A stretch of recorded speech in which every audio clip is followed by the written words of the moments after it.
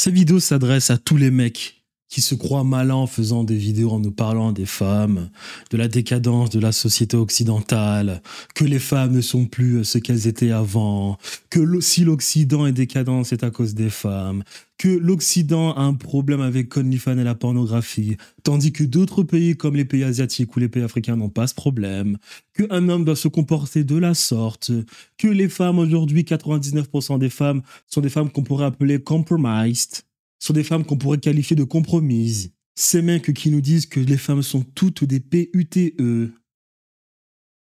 Si vous êtes ce type de mec, vous manquez un peu de profondeur, sincèrement. Vous manquez un peu de profondeur, vous manquez un peu de formation philosophique pour vous poser la question de pourquoi. Pourquoi et comment on en est arrivé là?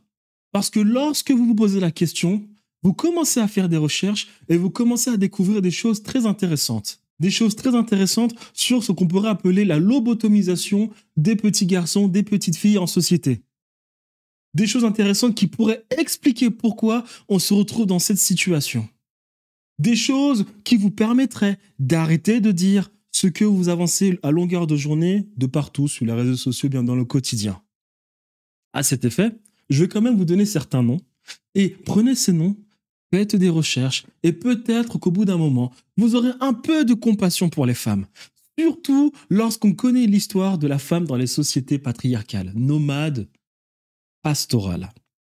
Quand on sait que les femmes blanches, les êtres blancs à la peau dépigmentée existent depuis 8000 ans aujourd'hui et que seulement depuis 100 ans, les femmes ont des libertés. Quand on pense aux Grecs qui nous parlent de démocratie alors qu'on voit dans cette démocratie que 90% des gens sont des esclaves, les femmes sont des esclaves, les Romains esclavagisent les femmes, les Germaniques esclavagisent les femmes. Quand on sait que les femmes africaines étaient libres avant les invasions barbares de nomades pastoraux patriarcaux, elles étaient libres dans les sociétés organisées, dans le matriarcat, l'Égypte, la Nubie, les grands lacs africains, et que ça a été pareil pour les Asiatiques, mais qui se sont fait envahir par les Mongols, et ça a été pareil pour les Arabes. Quand on sait cela, quand vous apprenez cela, quand vous faites des recherches, vous ne pouvez qu'avoir de la compassion pour ces femmes. Donc je vais vous donner des noms, et faites des recherches.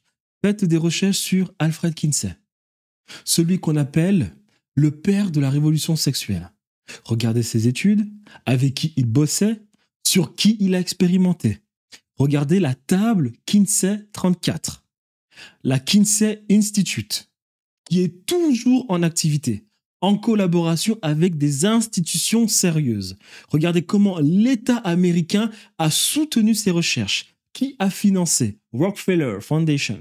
Regardez John Money, c'est lui qui a inventé le concept de genre, qui a détruit la vie d'un petit garçon parce qu'il a forcé à se comporter comme une fille jusqu'à ce que cet enfant se suicide. Intéressez-vous à Disney et tous les films des années 90 et 2000 où il y avait des images subliminales. La petite sirène, le roi lion, etc. Dieu merci, je n'ai jamais vu ces films. Mes sœurs non plus. Intéressez-vous à Hugh Hefner. Oh là là.